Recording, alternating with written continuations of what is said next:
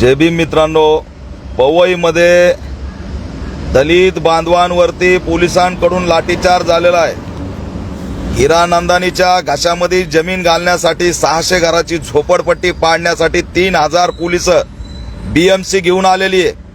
BMC आयुक्ताला या ठिकाणी लाज वाटली पाहिजे होती। रमाईच्या लेकीवरती लाठीचार्ज करताना त्यांच्या डोक्यामध्ये त्यांनी काट्या घातल्यात, रक्तबंबाळ केलंय। आज या पवईच्या झोपडपट्टीला 25 वर्ष झालंय आणि आज अचानक तुम्ही उठता आणि जेसीबी घेऊन येऊन पाडायला येताय एका नोटीसवर। अरे आम्हाला कोर्टात जाऊ नये म्हणून तुम्ही मे महिना निवडला, कोर्ट बंद आहे, तिकडं देशामध्ये सत्ता नाही। गृहमंत्र्यांनी काल खटकून राजीनामा दिला कारण त्याला आज लाठीचार्ज करायचा होता। देवेंद्र फडणवीस हे तुमचं षडयंत्र होतं, तुम्हाला माहित होतं आज या ठिकाणी लाठीचार्ज करायचा आहे म्हणून तुम्ही या ठिकाणी आज राजीनामा देऊन मोकळे झाले, जणू तुमचा आणि या घटनेचा संबंध नाही। पण ही घटना तुम्ही घडवण्यासाठीच काल राजीनामा देण्याचं नाटक केलेलं आहे। आज आमच्या रमाईच्या लेकींचं डोकं फोडून तुम्हाला काय मिळालं? शेकडो हजारो लोक त्या ठिकाणी फक्त 4-5 दिवसाची मोहलत मागत होते की 5 दिवस द्या, कोर्ट उघडलं की आम्ही स्टेसाठी अर्ज करू आणि कोर्ट जो निर्णय देईल त्याच्यावरती आम्ही ठाम राहू। पण तुम्ही कोर्टाची संधी साधली, गृहमंत्री पदाचा राजीनामा दिला, राज्य सरकार नाही, केंद्र सरकार नाही, या ठिकाणी महानगरपालिकेमध्ये प्रशासक आहे, आयुक्ताची मनमानी आहे। हिरानंदानीच्या घशात घालण्यासाठी दलितांच्या अंगावरती लाट्या मारताना तुम्हाला लाज वाटली नाही का? आज दुपारून काही क्षणात उद्या पाऊस पडणार आहे, या पावसाळ्यात तुम्ही घरं उद्ध्वस्त करताय दलितांचे, जेसीबी घेऊन येताय, 3000 पोलीस आणताय, सीआरपीएफ, एसआरपीएफ, दंगल पथक। अरे निरागस निशस्त्र लोकांवरती तुम्ही या ठिकाणी बेछूट लाठीचार्ज करताय। या घटनेचा आम्ही निषेध करतोय। मी या ठिकाणी जाणार आहे, मी जाहीर आव्हान करतोय एकनाथ शिंदेना, तुम्ही पॅन्थर अंगावर घ्यायचं काम सुरू केलेलं आहे, हे महागात पडणार आहे। बिल्डरसाठी तुम्ही जर दलितांवर लाठीचार्ज करत असाल तर तुम्हाला हे महागात पडेल। गृहमंत्री देवेंद्र फडणवीस राजीनामा देऊन या ठिकाणी पळून जाण्याचं ढोंग करू नये। तुमच्या पोलिसांनी लाठीचार्ज केला, कशासाठी केला, कुणाच्या इशाऱ्यावर केला, काय गरज होती?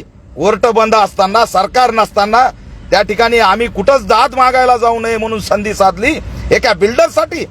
मुंबईमध्ये हजारो जमिनीवरती अतिक्रमण आहे, कुणाच्या गांडीत दम नाही ते अतिक्रमण काढायची। बीएमसी आयुक्त आणि दलितांच्या लेकरांचं तुम्ही या ठिकाणी अतिक्रमण काढायला आलात पावसाळ्यात। आता दुपारच्या नंतर उद्या पाऊस पडल्यावर त्यांनी जायचं कुठं?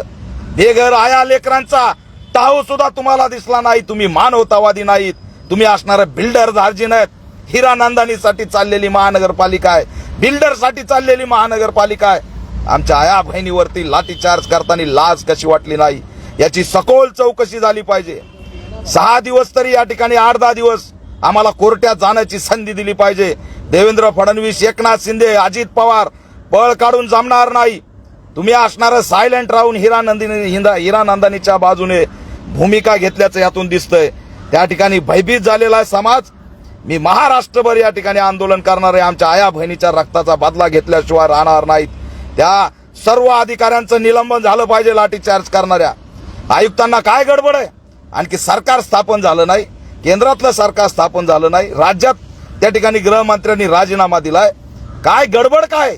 कोर्ट बंद आहे, कोर्टामध्ये जायला आम्हाला संधी मिळत नाही आणि तुम्ही मे महिन्याचा कोर्ट बंद असल्याचा फायदा घेऊन या ठिकाणी स्टे आणतील म्हणून आज अचानक कारवाई करता, हे आम्ही कदापि खपून घेणार नाहीत। याचा आम्ही निषेध करतो आणि या लवकरच मी यांना भेटायला जाणार आहे, पोहोचणार आहे, माझ्या आया बहिणींना विचारपूस करणार आहे। झोपडपट्टीचा त्या ठिकाणी प्रश्न उद्ध्वस्त केलेला या सगळ्याच मंडळींनी आज कुणी पुढे येणार नाही, कारण निवडणुका काल संपल्यात। घ्या मतदान अमुक, मतदान टमुक, कुणी येतोय, कुणी बोलतोय, कुणी लढतोय, कुणी येणार नाही। साधं आज 2 महिने झालं ते लोक